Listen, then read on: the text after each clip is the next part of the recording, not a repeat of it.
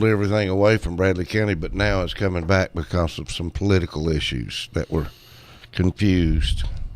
Well, I think it needs some state funding. It needs some federal funding. There's a lot of issues involved there. I noticed that Mark Grissom is putting out that he's going to offer free rides home on New Year's or something. Well, that's a noble service. Hey, Mark, I'm going to go eat dinner tonight about 6 o'clock, and I'd like to try to get a ride home about 8 or 8:30 if that'd be fine, if that'd be okay. I need to be in bed by 9. Okay, so if you're listening, I just want you to know I'd like to be home so I can be in bed and sleep by 9. That's what they call Hickson savings time. They move New Year's up to 9 p.m. Hey, let's welcome John Stanberry. Good morning, John. Hey, guys. How are you? I'm fine. Your eyes look a little puffy to Well, me. you know, I swear that you said we weren't doing this for 2 different weeks. Yeah.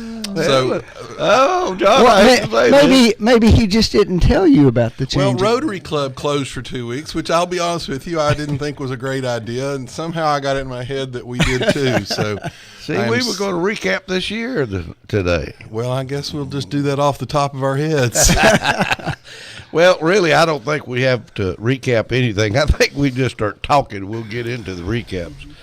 I guess one of the things I'm going to talk about is the Castro finally hit the Castros finally hit the jackpot, didn't they? What do you think about the last thing that happened before we took off last week, before Christmas, was that we've cut a deal with Cuba? No. We didn't cut a deal. Okay, that's right. We cut no deal. just That's the problem. We just stopped everything that we were doing. We just gave in. Now, he has managed to unite Republicans and Democrats once again against something the president's done. And, you know, a lot of people think that opening trade, you've got conservatives that think that opening trade is a good idea. You've got liberals for probably different reasons that think opening trade is a good idea. But the point is he got absolutely nothing in form of concessions for the Cuban people. Well, let's look at this in perspective here. I'm gonna let you We've talk gone first through before I chime in. Okay, that's fine. Castro's waited through 10 American presidents. Mm-hmm. He finally hit the jackpot with Mr. Obama. The people in Cuba suffered through 10 administrations because Castro is probably one of the most repressive regimes in the world.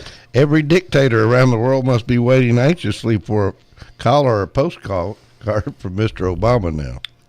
The leader of the free world comes bearing gifts and understanding. He is willing to overlook human rights abuses, and his idea of burnishing his legacy is to clinch deals with his country's enemies. Anyway, I can go on and on and on. I was reading an article here. You know, Venezuela was about to, they were having problems with their agreements with Cuba and Venezuela. Cuba was at breaking the point, edge of being in real bad trouble because the only people that had supported them to keep them from collapsing because of the embargoes were themselves in trouble and about ready to pull out on them. So we were on the edge of probably being able to get huge concessions out of Cuba, and for whatever reason, the president just handed it away. Well, he's looking for a legacy. But go ahead, Franklin. We'll let you talk. You guys done now? We'll let you talk. No, but go ahead. Well, first of all, to say that Democrats and Republicans were united against that is just totally false. First of all, almost 78% of the American public supported this move, number one. Number two, now, that's because the American public are so well educated on the specifics, right? 50% of the Cuban American population supported this. So that would be the young Cubans who didn't suffer under the regime, whose parents weren't murdered in their jails. I'll let you talk, John, so let me finish. And now the other side of this is, you know, you said the magic words a minute ago. They suffered through 10 presidents. Well, that's right. What we had been doing for 50 years had not worked. Actually, it did work. No, Franklin. it didn't work. It most certainly did. No, because the goal was to get rid of the Castros. The goal was to isolate the Castros. Yeah, you're right. Ultimately, we wanted rid of them. But the goal was to isolate them and keep them from being able to influence other countries, which they were not able to do. And actually, most observers who looked at it found that Cuba had outsized influence in the Caribbean region because of our policies. That's what most people thought. And I would go ahead and point out also that virtually every president, beginning with Richard Nixon, after they left office, said one of the things they wished they had been able to do was exactly what this president just did. But Franklin, you they don't could have. give it they away. Could have. But they could have the way he did it. Franklin, did he negotiate for something and he didn't get it? No. Did he ask for something and it wasn't given? I don't think that was the purpose of it. He didn't ask for anything. That's that's what's so hard with the president. It's what's hard, to be honest, with someone like you that defends him. Most of us are sitting here going, probably was time to do it. But God, this man couldn't negotiate ice from an Eskimo. He doesn't either care or know how to use any kind of authority or power that his office gives. Unless, of course, he's using his pen and his phone to cram things down the American people's throats. Here's what you guys think. You think that's something we've been doing for 55 years that hadn't worked. I think the man is an incompetent, and instead of looking at the situation and saying, it hasn't worked, I want to get rid of this, let's see what I can get for it, he just gave the farm away. What we got was enormous opportunities for a ton of American businesses. And how will that help the Cuban people? Well, it'll help it the same way that it helped in South Africa when we opened up. Explain that to me. I just wanted to make sure I understand how that's going to help the Cuban people, Franklin. Go ahead and tell me. More economic investment means more jobs, more prosperity. Mm-hmm. So you're saying this will raise the standard of living for the Cuban people? It will. And in addition to that, more interaction with Americans, more access to the internet, more access to information and democracy and so forth is going to change things in Cuba. All right, let me ask you a question, Franklin. I'm glad you said that. It's the way it's worked in other places. I'm glad you said that, like it's worked in North Korea, correct? Well, there is a difference there. How's that? Well, the big difference... That's their best friend. No, there is a big difference. That's their model. There's a big difference. And if you'll be quiet a minute, I'll tell you. The difference is that vast majorities of the world have supported those embargoes with those areas, unlike Cuba, where 85% of the world was not supporting those embargoes. All right, let me ask a question. We were the only ones doing it. Franklin. Let me ask a question, though. Since you've now stated that this opening of trade is going to help the Cuban people, are you familiar with the money supply in Cuba? With the money supply? Yes. Do you know how the money supply works in Cuba? Well, a huge chunk of the money supply was coming from other countries. Do you know what types of money they use in Cuba? They may use dollars. Actually, they do and they don't. That's what I wanted to explain to you about how this is not going to help the Cuban people. There are two money supplies, and the Castro government and their elite friends are allowed to trade in U.S. dollars. Mm-hmm. The public has to use a Cuban dollar. The government sets the rate of exchange for the Cuban dollar. The Cuban dollar is now at a 20-to-1 exchange rate to the U.S. dollar. So one Cuban dollar is open. Well, Franklin, the government decides. So what's going to happen here is the elite businesses that are in bed with the Castro brothers and the Castro brothers themselves will trade in the U.S. dollars. When a Cuban citizen gets a U.S. dollar, he has to turn it into the government at a rate that the Castros will decide what it's worth to them. So the regular people in Cuba will get virtually none of these dollars. Congratulations, you have enriched a Cuban dictator taxpayer expense. What you're going to find is the participation of these businesses on that island is going to begin to influence policy there. That's what's going to happen. Franklin, the Castros do whatever they want to do. I've got news for you, John. Look, the Castros are actually going to die. You're right, Franklin. So why didn't we wait for them to die, or why didn't we at least ask for freedom of the press, or ask for the people to be able to trade in U.S. dollars? The problem here is not what happened. The problem is, once again, this incompetent leader got absolutely nothing for us. This incompetent leader that's doing what the vast majority of Americans wanted him to do. You're right. He succeeded in doing something popular in the worst possible way. You ever heard of GAESA? You know what that is? GAESA. No, I can't say that I do. The Cuban military has an enormous holding company called GAESA. One of its companies Gavita, Gaviota, operates an extensive network of hotels and resorts from which it earns a bonanza of foreign exchange. So now it'll be able to earn American dollars for the Cuban military. Mm-hmm. Congratulations. It says, Mr. imagine Obama. if the Pentagon owned the Marriotts and the Hilton Hotel chain.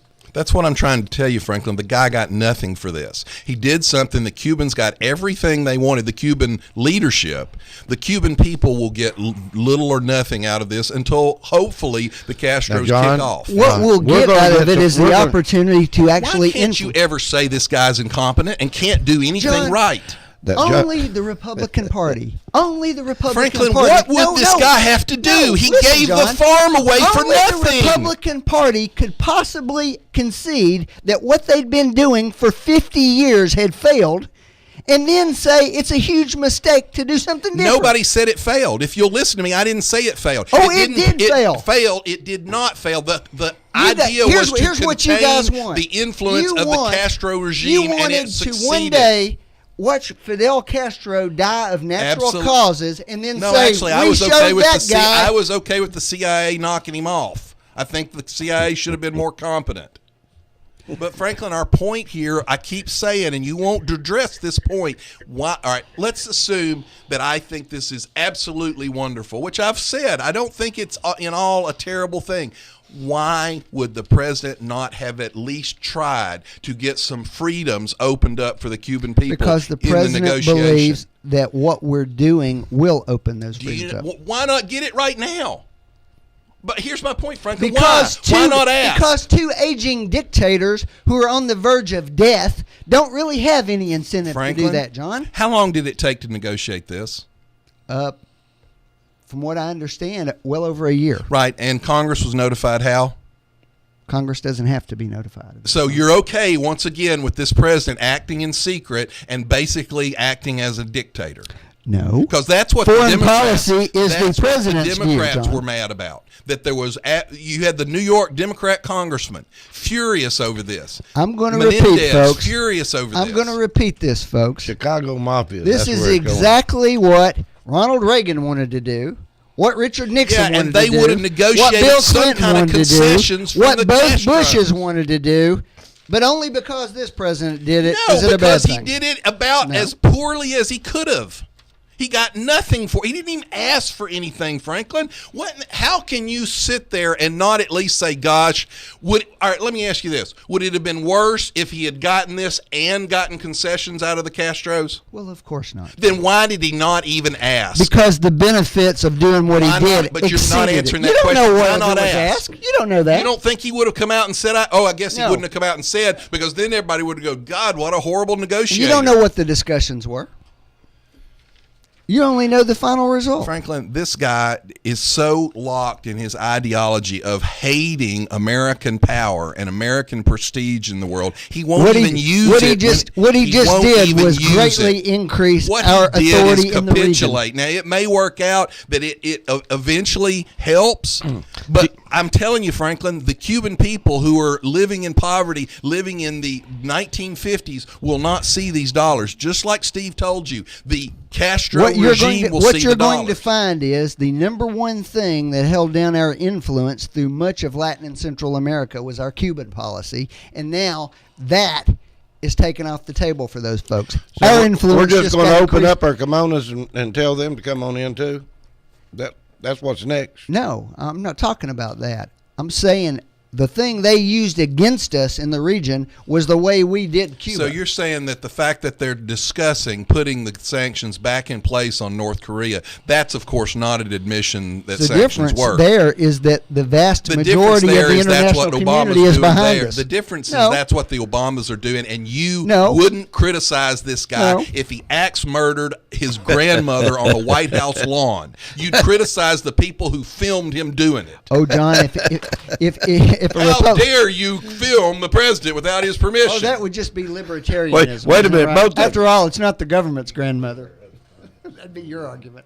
Hold on. I got something I want you to hear. Put on your headphones. We've recorded a few things through the year. Yeah, play Yes. one. Oh, sorry. Wait a minute. This is for you, Franklin. You're entitled to your opinion. You're not entitled to your facts. These are some tidbits. Now we're subject to the recordings. Is Yeah, that it? let's play one. Now wait just a darn minute. Wait a minute. There's another one. There's one or two here I just left. The fact is, if Franklin, Satan calm ran down. as a Republican, you'd vote for Calm him. down. You know, that might be true, but Satan wouldn't run as a Republican. He'd run as a Democrat. Wait a minute, let's have one more for. Thank you, Thank you for making my point, Franklin. It still worked. You made my point. No, I didn't. Well, we got to say we do have fun on this show. Well, when you put it that way, I take it all back.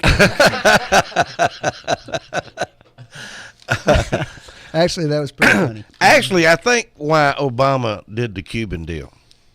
First of all, he's trying to look at something he can leave a legacy on. He ain't got anything really right now. And No, he's got a legacy. He'll be the worst president well, in the history besides of the that country. one, I mean that's. But I really think that Putin really upset Obama so bad that he was going to do anything he could to try to aggravate Putin again. So I think Cuba's probably might be what he can say he's done against Putin. Putin's got a lot to be aggravated about right now. Well, that's another reason this was a piss poor time to do what he did with Cuba. Everybody that has propped the Cubans up was falling. Now they were at their most weak position. Now was the time to try to get concessions out of them. And that, again, Franklin, I'm not criticizing this. A lot of people who believe in economics, who believe in capitalism, do think this will help, even though it will be insulated from the Cuban people. They just look at this and say, why give it away? Why not try to get something for it? All right. I will just point out there were a lot of Republicans in Congress who supported this view. You know, If you listen to me, I'm I not- said I'm I not didn't not support. No, I said I'm it I'm was not not opposed done to well. opening up Cuba. I'm opposed to opening up Cuba doing For this nothing. for nothing. For nothing. I mean, for nothing. You got nothing out of it. He didn't nothing. even ask for anything. You know, this is the same situation that we had in South Africa, where we tried for years and years and years to get them to end apartheid through our economic policies. It didn't work. When we opened it up, then we were able to get some progress in that area. So I think it's going to end up the same way. Well, I hope not, because the African National Congress down there were actually communists, and that was one of the reasons a lot of people didn't want to cooperate with them. The Zulus, who were the only indigenous black people in South Africa, supported the South African government, and the Dutch whites were actually the indigenous people in South Africa. Except that what happened was not a communist takeover of South Africa. Nelson Mandela's wife used to hang tires around their opponents' necks. Are you filled really with gasoline and suggesting set 'em that on it didn't fire. work out well for them? Oh, really? I'm suggesting that they were communist at the time, and they still are. Now, it looks like you're right. It looks like the freedom that came with that has actually emboldened the freedom seekers. I think that's the great example, though, John. You guys are so focused on what you perceive as short-term threats that you never see the long-term good, and that's what's You know Cuba. what, That's Franklin? Cuba in a nutshell. I'll be honest with you. When I hear people, nobody talks about Winnie Mandela in a negative light. So, yes, you're right. When I hear liberals talk about the long-term good she did, all I can see is a person with a burning tire tied around his neck. Except Winnie Mandela has never been in the South African government, ever. Franklin, Ever. she was the leader of the African National Congress No, movement. she was not. She was one of the top leaders of it, Franklin. she was and not. they were communists. She was not. And did anybody talk... this is rehashing old stuff. All right, moving right along since we've. My engineers say we're at our halfway point, so you want to take a break and we'll come right back. You're listening to Backfire with Steve Hickson. We'll be right back after this. You are listening to WOOP-LP, Cleveland, Tennessee. WOOP FM is a broadcasting service of the Traditional Music Resource Center, and we play America's original music. Check into Checking to cash. The cash you need is closer than you think. Get an auto title loan today for up to $2,500 at Check Into Cash. You drive home with the cash in your pocket. Visit Check Into Cash for an auto title loan today or get a payday advance for up to $425. Call toll-free 877-262-CASH. Title loan amount determined by value of car and ability to repay. Borrowers often use payday advances over a period of months, which can be expensive. Restrictions apply. See store for details. Did you know that U.S. Money Shops cashes all checks, even the ones most check cashers reject? Tax refund checks, government checks, payroll checks, and many more. And when you cash a check with U.S. Money Shops, we'll give you 10% off your next purchase. At U.S. Money Shops, we have everything you need at a fraction of regular retail. So stop by one of our 11 locations or visit us online at usmoneyshops.com. Buy or sell or apply today. The better way at U.S. Money Shops. Some restrictions may apply. See store for details. If you need a little green, Lending Frog is making deals. He'll lend you cash on any kind of wheels. Borrow just a little, or you can borrow big. Lending Frog is a new financial gig. It's hip to hop into cash. LendingFrog.com is making a splash. Dig it, dig it. Dig it, dig it. Download the new City app for information, discounts, and savings. And don't forget to sign up for tickets to the Athens Chamber of Commerce 9th Benefit Dinner featuring Peyton Manning. Contest ends January 15, so don't wait. To download, search cleveland.mycityapp.mobi on your smartphone. That's cleveland.mycityapp.mobi. The app's free, so what do you have to lose? Download the app today at cleveland.mycityapp.mobi.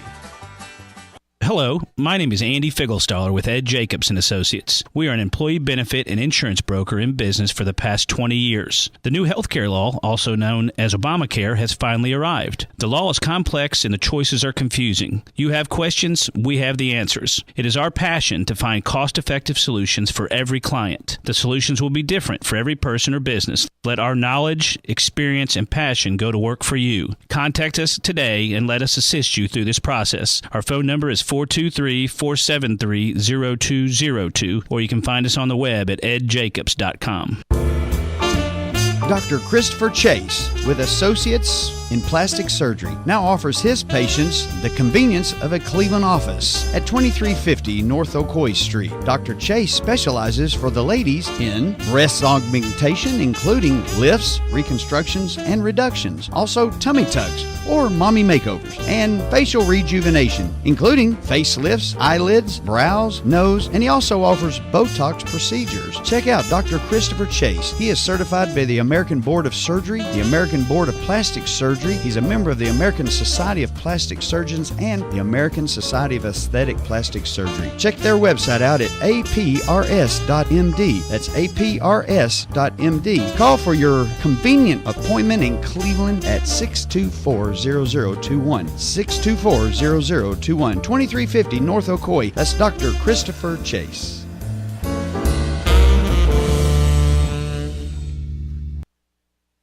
If you're looking for a home, apartment, or office space, Jones Properties provides residential and commercial properties in the heart of the Southeast that will fulfill any need. Plus, Jones Properties is one of the fastest growing firms in the area, which offers you more security. When you're ready for a home, apartment, or in need for commercial office space, it makes sense to call Jones Properties first at 472-4000. Plus, you can get additional information by logging on to the website at www.jonesproperties.biz. Jones Properties is also looking to invest in properties. So if you have a property that you need to sell, call the professional team at Jones Properties first. They'll help you find the perfect property for whatever your needs. Call today 472-4000. And don't forget to keep up with Jones Properties on Facebook.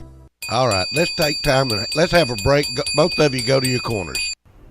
You're listening to Backfire with Steve Hickson on Whoop FM. Call 423-614-5553 to join in on the conversation. Now, back to Backfire. All right, we're back live in the studio with John and Franklin.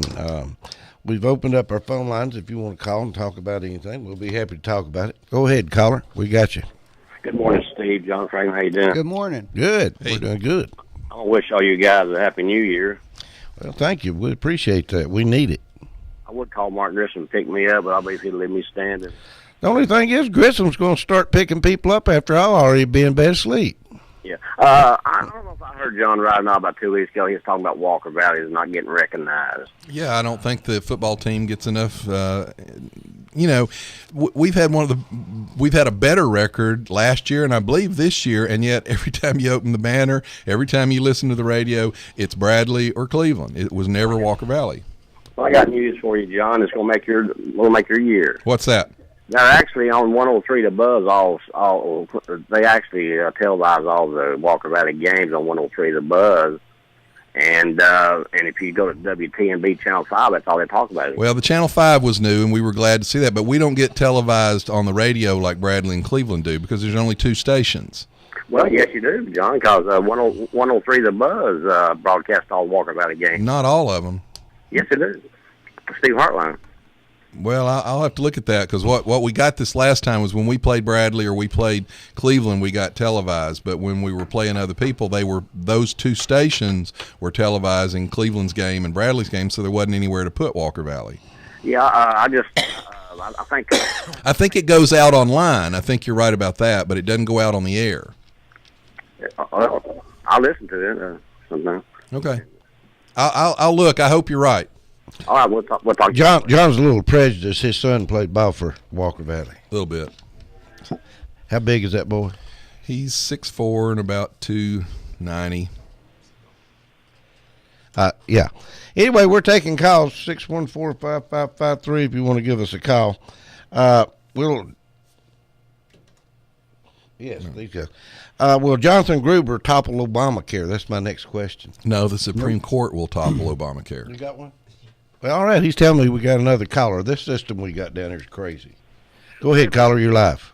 No ball. It's Mike Smith. I just wanted to let you guys know that the trustee's office will be open today. All the other county offices are closed, but this is a big day for people wanting to pay their taxes, so we're going to be open from 8:30 to 4:30. I just want, Mike, let me make sure I understand this right. All the other elected officials closed their offices, but Mike Smith, the trustee, is working today. Well, that's no big pat on the back. The rest of them really don't need to be open today unless they want to be. But well, if I wanted to get my fishing license, or if I wanted to get my new car tags or something, it'd be nice. I'm not going to badmouth it. We're not, and I know. Hey, we're giving you a big round of applause. One thing about it, let's say that there will be plenty of parking around the courthouse today if you want to pay your taxes. There will be plenty of parking, and we welcome anybody up. It's, like I said, it's an important day because a lot of people want to wait to the last minute, and a lot of them like to claim their property tax on this year's tax return, so we're going to give them every opportunity to get up there. So it's no big deal. Believe me, the bunch in my office, we're not too worried about having to stay up late. Y'all haven't got any cookies or anything up there to munch on, have you? No, not today. Okay.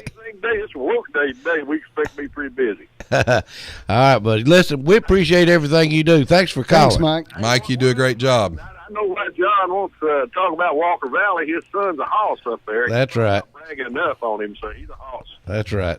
How big is he? 6'4"? About 290. 290. He's squatting about 500, and he's bench pressing 375. Is he a Republican? Well, you know, it just goes to show you that. Does he want to eat? It just goes to when I look at John's biceps, it just goes to show you that anybody can overcome their early handicaps. I knew that was coming. Thank you, Mike. Appreciate it. All right. 614-5553 if you want to give us a call. My next question was going to be, is Jonathan Gruber going to topple Obamacare this year? No. The Supreme Court's going to topple Obamacare. Jonathan Gruber what Jonathan Gruber did was he showed everything that Franklin told me Republicans were wrong about, we were right about. Everything we said about the bill, the way it was put together, the way it was sold, we were right. And Gruber just admitted except it. for the part about it being a job killer and the part Franklin, this is the the worst recession in the history of the country. Actually, it isn't. It is. It's the longest, most drawn out. It is too, Franklin. And amazingly enough, what you see in the numbers is exactly what Republicans have asked for years and years and years. private sector job growth has been above the Franklin, average of the last a two broken recessions. clock is right twice a day. But here's eventually what the you economy didn't get. had to come out. Here's what you didn't I like get. the way you put that. Here's what you didn't get. You didn't get government job growth like you did with the last two Republican recessions when they had presidents who expanded the federal and state workforce. Which I'm not happy they shouldn't have done it. These got cut, and that's the difference in the economic numbers. Franklin, they raised this is spending. the worst Ours got recovery cut. in the history of the country. John, in all fairness, I will say they said the only thing Mr. Obama can possibly do for the next 2 years is try to go around and sell the economy on what a great job he's done. The recession officially ended in 2009. This is the worst, longest, slowest recovery, worst job growth record in the history of the country. Well, I think I'll just go ahead and raise minimum wage. Let's get it over with. Well, I think Well, they should they've too. already targeted McDonald's. They So should. They have actually targeted McDonald's. How much now. do you think you're going to pay for a hamburger at McDonald's if they do that? Well, I can tell you this much. You just won't go to McDonald's. I can tell you this much. A hamburger doesn't actually cost that much more in Paris than it costs here, and their minimum wage is a lot higher than us. Well, Go Franklin, figure. Get ready to do all of your ordering into a computer, because what you're doing, and we try to tell you, the Democrats and you liberals, this, you do things that make you feel good. So you can run around and go, I got you an increase in your minimum wage. What you're doing is you're going to mechanize the system and you're going to put people out of work. Every time you all raise the minimum wage, the young, uneducated people lose their all jobs. that mechanization. Congratulations, folks. All that You're gonna mechanization lose your that's job. gone on in our factories. All those robots. It's that are going put to in go there, on. That's in all McDonald's. because somebody raised somebody's pay. You're missing the point, Franklin. It's going to happen in McDonald's because that kid who has no experience, who's never held a job, who's 16 years old, he's not worth $10 an hour. Except the problem is, if you go into McDonald's, you'll see that it's not all kids in there working. You'll see a lot of adults in there working too. You won't see them after you raise the minimum wage because McDonald's is already working on machines to replace them.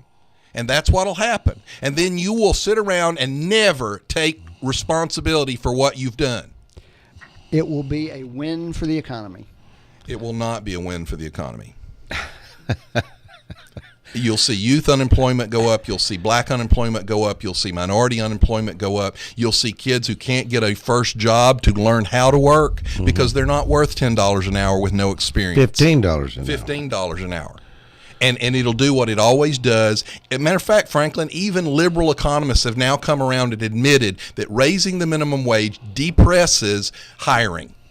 So what you're saying, Franklin, if we go to $15 an hour. First of all, that's not what's being discussed. Well, so let's not. Well, actually, that's what's being asked for. I think that's what we've been That's what talking McDonald's about. is being forced into. The president's pushing a as the increase first to step. $10. As the first step. Yeah. Well, Well, anyway, they did go to 15 in some West Coast cities, and their economy's doing just fine.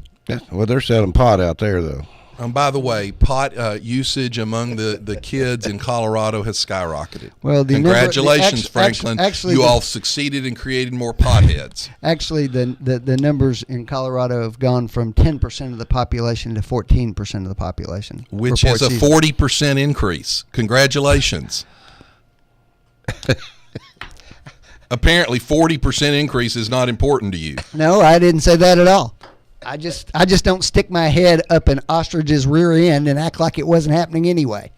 It had a 40% increase since the legalization. And you don't think Franklin. any of those are grown-ups? Well, come on. Plot You don't it think and any of see. those are tourists? If it was increasing 1%, 2%, and then you legalize it and it goes up 40%, you encouraged it. The point is, John, you had 10% of the population the point is routinely encouraging breaking our the law. population to be potheads is not a good Increasing thing. Dramatic. They're going to get those shovel-ready jobs. No, here's what they'll do. They'll be less effective in the workforce. They'll be more likely to be on government assistance, and then Franklin and his good liberal elites can control them easier. Now, That's now the John, goal. they're just Control. trying to create some shovel-ready jobs. Let me give you an example of how bad this ideology gets. You know the Hunger Games movies, and now we've had Divergent. You've now got New York Times essayists, good liberal progressives, writing about how these are bad movies and bad books, that children really shouldn't be allowed to read them because they create a negative image of the government. So the good progressives who are all for freedom are only for freedom when it suits their purposes. They now are concerned that our children might learn that oppressive government is bad. John, I'm just going to say what I have long concluded. You read some really weird columns. You mean like the New York Times? I read the New York Times, and I didn't see this. Well, of course you didn't see it, because it's probably what you want to talk about at the next progressive cocktail party. Well, wait a minute. I want to finish this thing about minimum wage. So what we're trying to do is we're going to get the kids out of the workforce and bring some adults in, and so they can make more money. Is that what the strategy there are tons is? of adults right now working for minimum wage. Tons How of long? them. How long do they work for minimum wage, Franklin? In many cases, for many years. No, it's not. Most of them. That's the whole. I That's worked what for you all minimum apparently wage. don't understand. I did too. It's an entry level position. I worked for minimum wage when it was $2.65. Well, I think I was $1.75 or something. Do you think we'd be better off if the minimum wage was $2.65 now? Franklin, I'm sure it would have made a lot of the money. whole point Franklin, of that. The whole point of that is I wouldn't be there working for $2.65. I planned on moving up. But by all means, let's make burger flipping a viable career that you want to stay in your entire life. It's not that, John. But what we should do is, if people want to work and put that effort forward, we ought to make it possible for them to pay the rent. No. They may not be able to get a nice car, but they can pay the rent on the job. Obviously, you don't understand how capitalism works. You get a job that pays you for your experience. I only went to the same public education system you did. Which means you don't understand how capitalism works, because the liberal progressive had control of the education system for decades. Thank God you got to go to the Republican Party meeting so they could teach you. Well, you're right, Franklin. Absolutely. Franklin, you've got a daughter, right? I sure do. How old is she? She's 15. Okay, 15. She's probably going to get out in the workforce next year, maybe? Pretty soon. Okay. Mm-hmm. So if McDonald's was having to pay $15 an hour, let's just use that, or any of these fast foods, all of them are having to pay $15 an hour, and your daughter shows up trying to get her first job, do you think that she would be the successful candidate there? It depends on how she does her interview, how she impresses the person trying to hire her. Well, let's ask it in a more pointed direction. Your daughter shows up for this interview. She's never worked before, has no experience. Yeah. A 25-year-old shows up who's held a job, he's worked, he's bigger, he's stronger, he can do more. He's Who's going to gonna college. get that? And let's say they're equally nice in their attitude and the way they carry themselves. Which one's going to get that job? Perhaps the 25-year-old. You're right. Possibly. So your daughter doesn't get an opportunity to get work experience. Okay. That's the problem with you all's position. You don't understand how the economy works. Oh, I understand completely. But you could have made the same argument going from $2.75 to $4.25. Look, Franklin, nobody said get rid of minimum wage. It's not that. Nobody said get rid of minimum wage. That is what we're talking about. No, that's how you progressives work. Nobody said get rid of it. No, you guys think that any discussion of raising the minimum wage is bad. It is bad. It will cost employment. It'll cost employment to the youth. You can't have it both ways, John. Your rise in the minimum wage will hurt the very people you're claiming to want to help the most. If your argument were correct, you would just get rid of it unemployment completely. will go up. Youth unemployment will go up. You will hurt the very people. You'll have some businesses close over. The only logical conclusion from the argument you're making is that we ought to do away with the minimum wage. That's your argument. Well, actually, I'm okay with doing away with the minimum wage. And then they could pay $1.50. No, they can't pay yes, $1. They could. You don't understand how economies work, Franklin. You have to have labor, but when you price labor out of the marketplace, they'll find something else. So as you if there's a shortage of labor, McDonald's, as we speak, is working on mechanizing their line.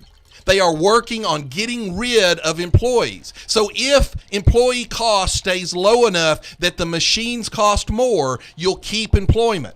The point where you good planning progressives push the cost of labor above the cost of mechanization, they'll mechanize. Or they adjust prices. No, so congratulations, folks. Franklin wants to raise your prices, which once again, that's the problem with the planned economy. Which is not a problem if there's more income. Franklin, it's always a problem. Capitalism is what keeps prices down, not planned economies. I think our company has 4,000 or 5,000 employees or something. I really don't know, but I'm sure that there's nobody in our company that makes minimum wage. Great for them. Franklin, read The Road to Serfdom. You might learn something about how this works. John, I don't know about you, okay? But I'm pretty sure I've spent a lot of my youth working for minimum What's the most wage. planned economy in the country, in the world? Where's the most planned countries, planned economies? Probably China. The poorest, if you make a list of the most planned economies in the world, the most government-controlled economies in the world, they're the poorest economies in the world. Raising the minimum wage is not planning the economy. It is too, Franklin. You are telling companies what they have to spend. What happened in Detroit?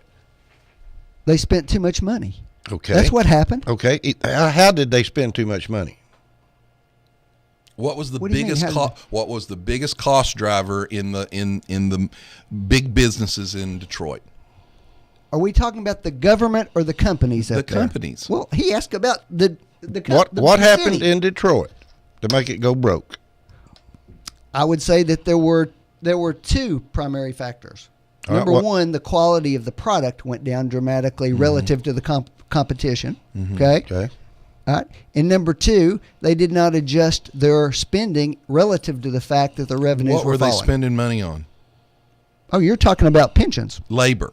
The labor cost. Sure. It's the labor cost that ran them into the ground. And by the way, Franklin, do you know why I disagree with you ultimately because Franklin, I think if you tally it up, it was the labor because costs. the problem is that they were making a bad product. Why were they making a bad product? General Motors making a bad product. Let me ask you, why were they making a bad product? General Franklin? Motors was making a bad product.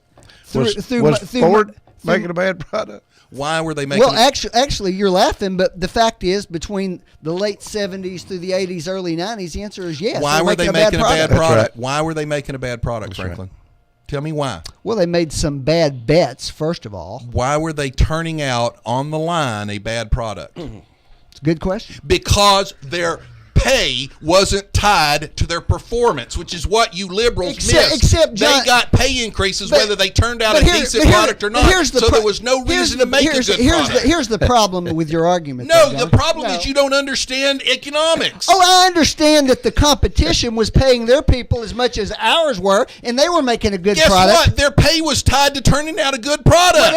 What else was the problem, Franklin, there, John? their pay, no, their CEOs were making 10 times what their workers were making, and ours were making 4,000 times. Franklin, when you produce a better product, and because of that you get more pay, then you have an incentive to produce a better product. When a government liberal progressive planner steps in and tells them what they will pay the employee at that point doesn't give a damn whether he turns out a good product. There was nobody in government telling GM what to pay their employees. It's the same thing. The unions were doing it in Detroit. The unions were forcing the companies to pay higher and higher wages, irregardless of the quality of the product. Wait a minute. Now, I just used that as an example.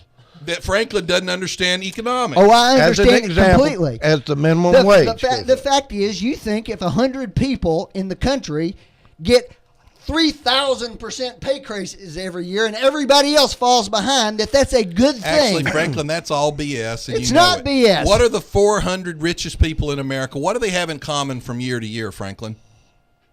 The 400 richest Americans that you liberals like to throw at, the 400 richest Americans have X amount of the income. What do they have in common from year to year? We're waiting. What? I don't know where you're going with it. More money. You know what they have in common, Franklin? What's that? Nothing. It's a different 400 people every year because that's what this country does. That's what capitalism does. The richest 400 people in America are a different 400 people. And the majority of them that fall out of the richest 400 category don't fall down. It's because new people came up. 80% of all the millionaires in America are first-generation millionaires. We aren't talking about millionaires. 80% are first-generation. We're not even remotely talking about millionaires. The people that we're going to talk about donating money to, those people, the Steyer guy, he's a first-generation multimillionaire, first-generation billionaire. So is Gates, first-generation. That's what free economies do. They create wealth. And all of those people are pretty much advocating what I'm saying. Because they already got theirs. Of course they're advocating it, because if they can shut the system down, they lock themselves in place. You know, we hadn't got around to VA hospitals, climate change, immigration, Eric Holder, any of this kind of stuff yet. I got news for you. We're not expanding this show to 2 hours every week. It's not going to happen. All right, we're coming towards the end of this show, and it went by really, really quick today. So I'm going to let you guys pick a topic. I want Franklin, you pick a topic you want to talk about, and John, I'll give you a chance to put up a topic you want to talk about, and then we'll end the show. Okay. Well, I was sharing with John earlier. This is what I think is going to get very little attention, but I think ultimately it's perhaps one of the biggest stories of the year. In our last political campaign, as of the last reporting period, 4.75 million people gave $200 or less to a political campaign. 100 people gave $323 million. And that's Democrats and Republicans. It's not a Republican criticism I'm making. In fact, what I'm saying is about 40 to 45% of the total giving in political campaigns last year were given by 100 people. I just don't believe that it's good for the system for that much influence to be concentrated in such few people. I don't believe those 100 people have all of our best interests at heart. And as John pointed out, they're probably being self-serving in many respects about their own interests. It's just outsized influence, and I think that all of our elected officials, Democrats and Republicans, need to come up with a way to try and rein that in some. That's my view, because I think it threatens our democracy. I don't think it threatens our democracy because the two biggest people who were both Democrats, Bloomberg and Steyer, and way and above, Steyer gave, what was it, Franklin, 70-something million? Huge number. And the closest Republican was Sheldon Adelson, who only gave 13. So it was a huge difference. Steyer and Bloomberg both lost big time. The American people didn't buy into what they were selling.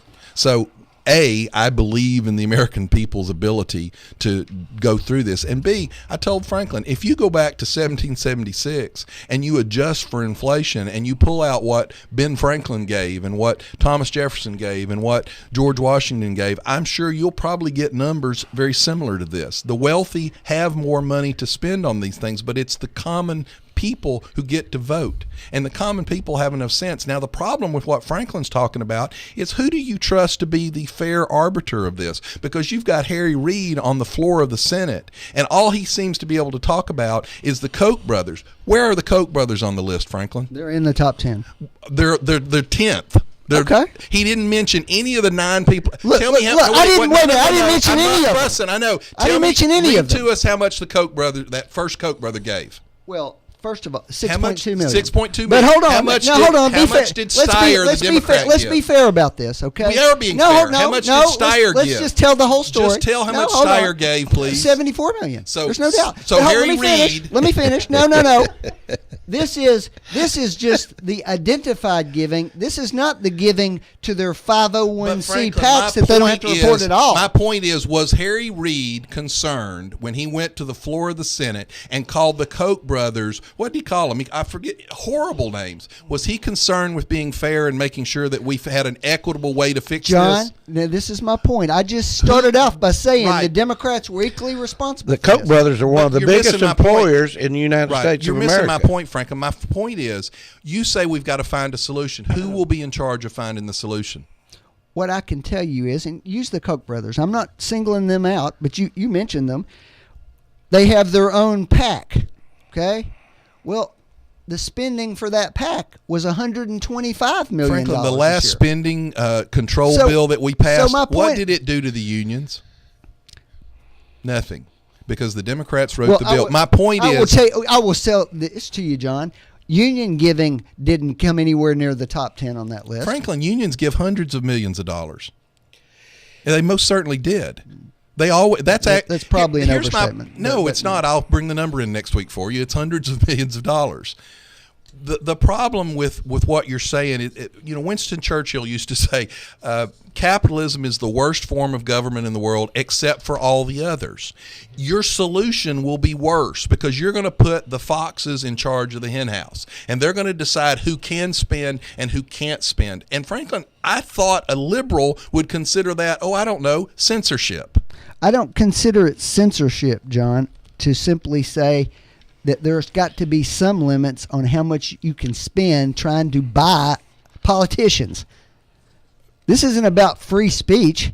If they want to, you think it's wrong democratically or Republican? No. Yes, absolutely. Okay. Here's what I think. If the Koch brothers want to buy a commercial on NBC and say this is David Koch, I think this. That's fine. I don't have a problem with that. But hundreds of millions of dollars being funneled into political campaigns that we don't even get to see who's doing it, I don't think that's good for our democracy. I think, John, you made a good point while we were on break a while ago. Let's put it out there. Who's giving the money? Republicans have always believed that it doesn't matter what you do, Franklin, because they're going to find a way around it. And I don't trust the people up there to do it. Republicans are probably going to try and shield their people. Democrats certainly have always tried to shield the union money from any kind of control. So my point is, and Republicans' position has always been, you're not going to control it. So let it go, but require complete disclosure. So if candidate A takes $1 million from the local, drug dealer that everybody in town knows is a drug dealer, make sure the public knows who he took the money from. I'd like to know where it was spent. Let's back up and say, John, I think what you're saying is preferable to what we do now. Okay? That's preferable. We've always asked for open control. Make sure everybody knows, complete disclosure. And in fairness, when I say this applies to both, it does, number one, but this floodgate really started with a Supreme Court decision that was made that struck down a requirement that some of these giving be public. Do you want me to go back before that Supreme Court decision and show you how much the union spent almost exclusively on Democrats for decades? Which part of I'm agreeing with you, are you not hearing? I know, but here's my problem. Were you fussing about this when it was exclusively big union money going to Democrats, or was it only when Republicans started doing it on their side? I will tell you what was happening. We had a far more bipartisan Congress at the time, didn't we? They worked with each other a lot more, didn't they? When the unions were buying their guys? No. We had Republicans and Democrats a lot more willing to reach across the aisle. You know what? Republicans are always more willing to reach across the aisle when they're in the minority. It's you people that won't reach. Franklin, when you talk about this, for example, the leader of your party in the only open house that they control, the Senate, tell me one time that he took to the floor of the Senate and called any of the Democrats who were giving vastly more money than the Koch brothers. Tell me when he called them bad names. Tell me when he said they were a threat to democracy and were un-American. Clearly the approach that Harry Reid took was ineffective. I think we Franklin, could agree it's not on that. Ineffective. It was hypocritical. It was dishonest. Sure. John, which part of this is a Democrat and Republican criticism did you not hear? But if you listen to what I'm telling you, Franklin, I'm not doing anything to hurt the Democrats. I'm saying open it up, make sure both sides have to disclose, then we have a game at hand. When you start talking about ways to fix it, you put the very people in charge, like Harry Reid, who are dishonest and unethical, in charge of fixing it. How do you think they're going to fix it? They're going to fix it to their advantage. Amen. All right, John, your time.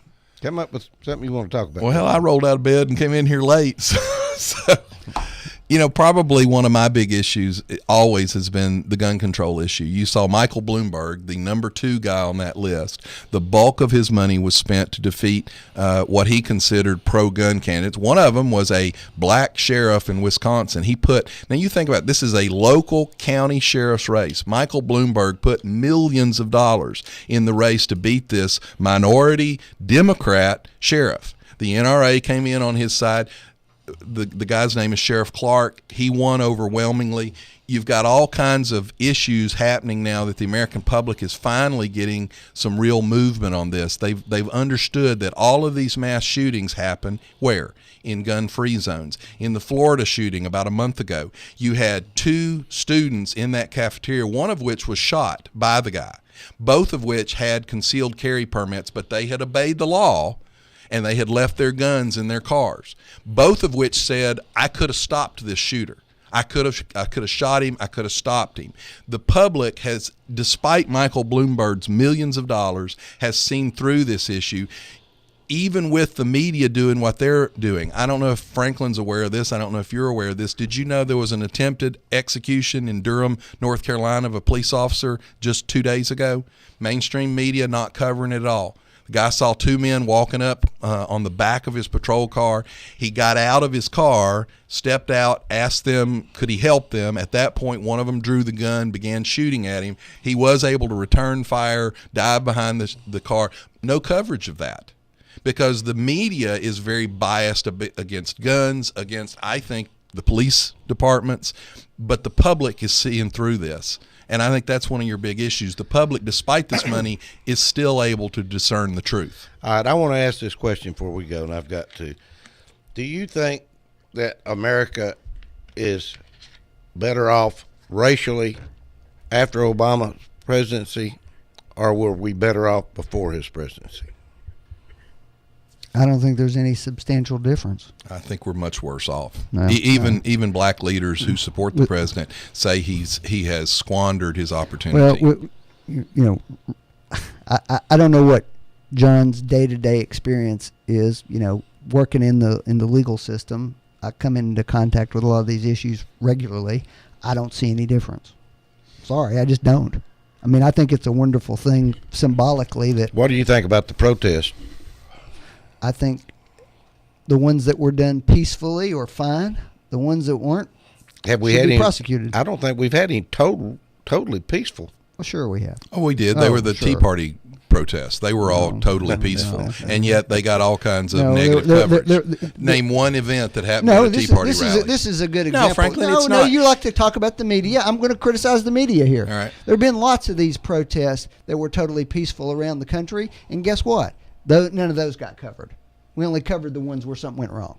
So, yeah. But Franklin, my point, I'm not disagreeing with you. I think you're right about that. But my point was, what kind of positive or negative coverage did the Tea Party rallies get? What would you say the average, where would the needle lie? More negative or more positive? Oh, I'd go with more negative. What's the needle now? The problem with the question I'm going to ask is there were actually a lot of incidences in the Occupy movement and in a lot of these protest movements that have been violent and negative, and so you can't really ask that question. But the Tea Party, my point is, did none of that. No violence, no trash. They picked their trash up afterwards, and yet the media went out of their way. What I would say to portray them negatively. What I would say to you, and I'm partially agreeing with you. Okay, is that they were portrayed negatively, but the way they did that was to focus to a greater degree on negative elements in the crowd. All right, let me. I'm glad you brought that up. I will, but I'm glad you brought it up because there was a picture that the AP picked up. It got used all across the country, and it was a picture of someone standing at a Tea Party rally in Washington. There was a picture from behind, and he had an AR-15 strapped over his back. Mm-hmm. And so they zoomed in on the back, this jacket with this AR-15 hanging there. Mm-hmm. And the stories across the country were how the Tea Parties were racist, okay? Mm-hmm. Well, someone captured the original photograph and backed the zoom out of it. Guess who was holding the AR-15 strapped on his back? A black member of the Tea Party. So they used a picture of a black man, cropped out any way for you to tell he was black, and used that as the headliner for the fact that they were claiming the Tea Party was racist. Franklin, that's not just disingenuous, that's manipulative and dishonest. John, there is no doubt whatsoever that if there's a negative element to a story, our media is going to hone in on it. My point was that wasn't negative. No, they created that image. No.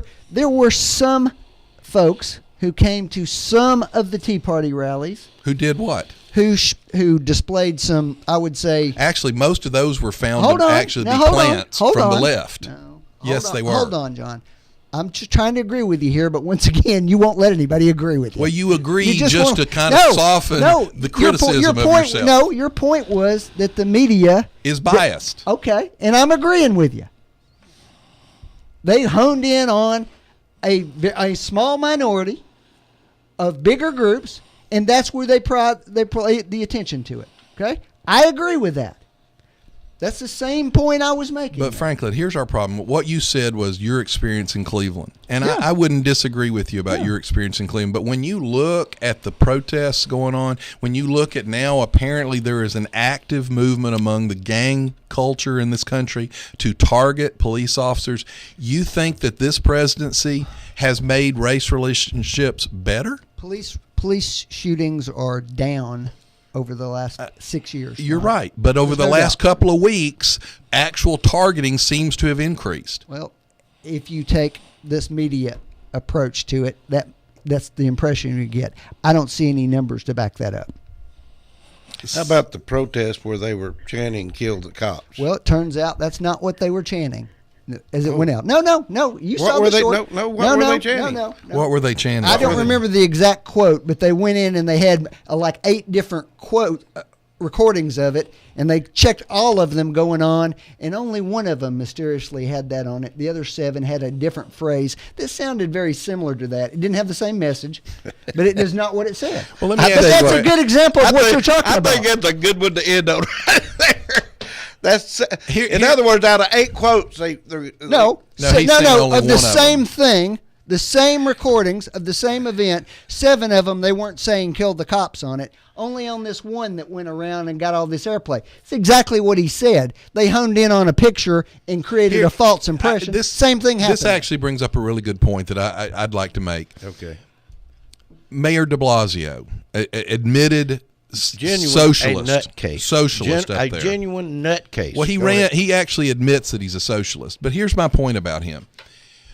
He comes out and he criticizes the NYPD and says that they've had to tell his mixed race son how he has to act and how to be careful so he doesn't get hurt. And then he goes so far as to say that when his son is out, he and his wife worry that he will fall victim. Now, he uses this kind of terminology, victim of the New York Police Department, which, by the way, is a majority black police force. Right. They have more minority members than they do white members. 52%. But here's my point. After the shooting, and he's criticized, and these same types of rallies are criticized for their violent effort. He goes out and says, you people have just pulled out a few of the bad people among the protests, and you've used them to sully the image of the entire protest movement. I'm sorry, Mayor de Blasio, isn't that what you did to the New York Police Department? Didn't you pull out a couple of bad apples and use it to sully the entire New York Police Department? So I found it amazing that he could stand up there and say that they had picked out a few bad apples of the protest movement, but yet he didn't see that he did exactly the same thing. I'm surprised they let him speak at these police funerals the other day. Well, yeah, shouldn't that have been up to his family? Probably. Well, he Don't you think? he and his administration control their pension. It's kind of hard to tell someone who's got their hands on your money. You can't speak. This is Franklin, there's always an element of control. No, I'm just saying.